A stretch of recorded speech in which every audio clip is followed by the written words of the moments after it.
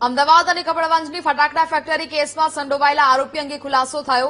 VTV news પહોંચ્યું છે ફટાકડા ફેક્ટરીના આરોપી સાદિક સૈયદના કરીમી ફાર્મ પર કે જ્યાં કપડવંજમાં ફટાકડા ફેક્ટરીથી માત્ર 500 મીટરના દૂર છે સાદિકનું કરીમી ફાર્મ।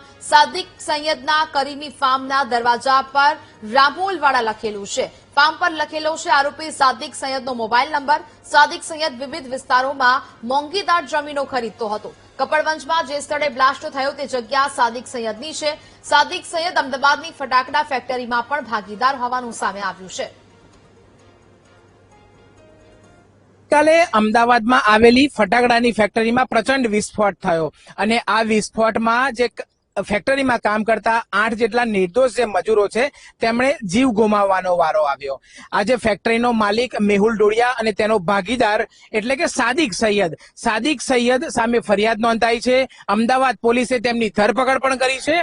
સાદિક સૈયદ છે તેની કપડવંજમાં પણ જે ફટાકડા ફેક્ટરી હતી 27 જૂનના રોજ આ ફટાકડા ફેક્ટરીમાં પ્રચંડ વિસ્ફોટ થયો હતો। તેમાં પણ એક વ્યક્તિનું મોત નીપજ્યું છે।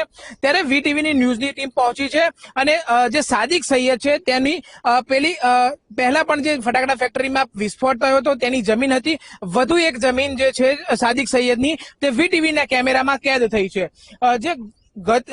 ગઈ વખતે જે ફટાકડા ફેક્ટરીમાં વિસ્ફોટ થયો હતો માત્ર તેના 500 મીટર દૂર આવેલી આ વધુ એક જમીન જે સાદિક સૈયદની હોવાનું સામે આવ્યું છે અને તેની ઉપર કરીમી ફાર્મ રામોલવાડા તેમજ તેનો નંબર પણ જે લખેલો છે બોર્ડ પર તે તસવીરમાં જોઈ શકાય છે। બીજી બાજુ જે આ દરવાજો લગાવવામાં આવેલો છે આ ફાર્મને દરવાજો લગાવવામાં આવ્યો છે તેના પર પણ હાલ જે ખંભાથી તાળું લગાવેલું હોવાનું સામે આવ્યું છે। એટલે ક્યાંક ને ક્યાંક આ જે સાદિક સૈયદ છે તે ક્યાંક ને ક્યાંક કાળા કારોબાર કરવા માટે આ પ્રકારની જમીનો ખરીદતો હતો અને તેમાં તે કાળા કરતૂતો કરતો હતો। એટલે ક્યાંક ને ક્યાંક આ જે મોતનો સોદાગર કહી શકાય એવો જે સાદિક સૈયદ છે તેના પર હવે તો અમદાવાદમાં પણ ફરિયાદ નોંધાઈ ચૂકી છે અને ત્યારબાદ જે કપડવંજમાં હજી સુધી તેની પર ફરિયાદ નોંધાઈ નથી। એટલે કહી શકાય કે તેના પર પણ કપડવંજમાં જે ગંભીર ઘટના બની હતી તેમાં પણ તેનું નામ લખાય